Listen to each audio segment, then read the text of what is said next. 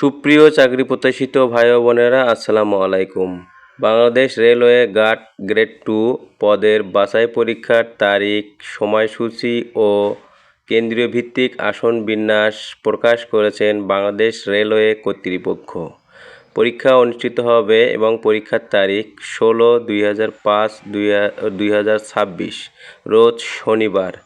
সময় বিকাল 3 হইতে বিকাল 4:30 পর্যন্ত পরীক্ষা অনুষ্ঠিত হবে। পরীক্ষা অনুষ্ঠিত হবে ঢাকার বিভিন্ন কলেজে। এবারে পরীক্ষার আসন বিন্যাস সহ প্রকাশ করেছেন বাংলাদেশ রেলওয়ে। মোট পরীক্ষার্থী 47,419 জন। পরীক্ষার প্রবেশপত্র ডাউনলোড করতে পারবেন আগামী 14/5/2026 তারিখ হতে বাংলাদেশ টেলিটক লিমিটেড ওয়েবসাইটের থেকে আপনারা প্রবেশপত্র ডাউনলোড করতে পারবেন।